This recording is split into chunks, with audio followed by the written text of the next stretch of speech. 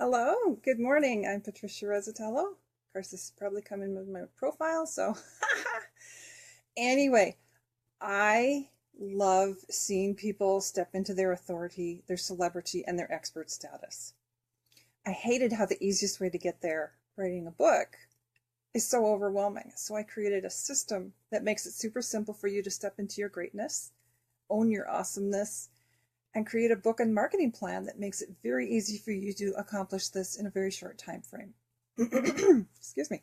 So today I'm talking about some of the ways to generate authority in your market. You're going to generate a lot of authority status by way of interviews of other people who are already experts, established authorities, celebrity in that market. As an example, between 2005 and 2014, I ran a website called equineteleseminar.net. What I did here was I interviewed horse industry experts. I was not an expert. I put a lot of work into getting those experts on the line. So what I did was I interviewed them. I had the people who wanted to hear what they had to talk about send in their questions. I usually had 2 or 3 questions, but I found that my listeners always had better questions than I did. And then I would ask those questions live on a teleconference line. So as a horse person, I learned a lot. My list members learned a lot.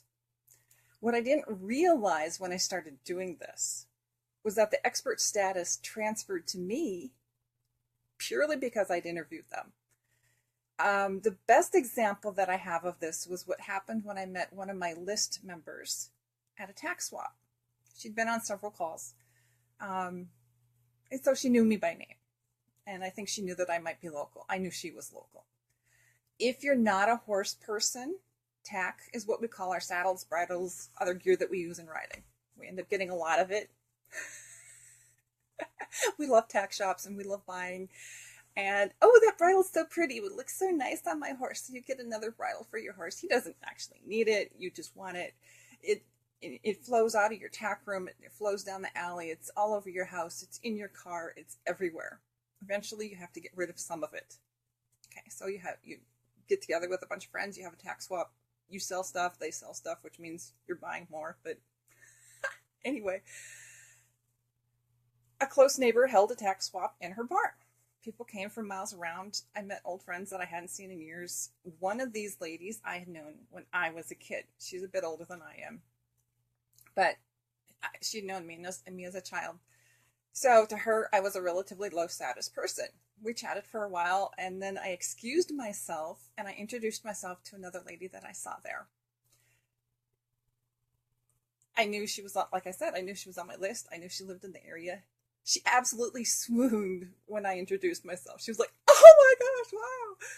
And my friend's jaw just dropped. She was literally gaping. She didn't understand how I could be that much of a celebrity. I mean, I knew how I did it.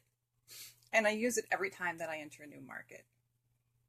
I make a list of experts, people who are already established in the market. These don't have to be a list, A-list experts. These could be, even not so famous people. Just they have to be established.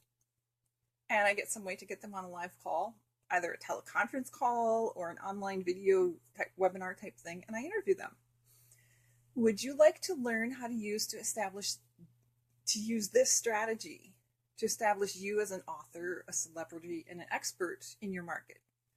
I'm going to post a link to a Facebook group just as soon as I get done here. Join us in this Facebook group. I'll be holding a free training on how to use this strategy next week.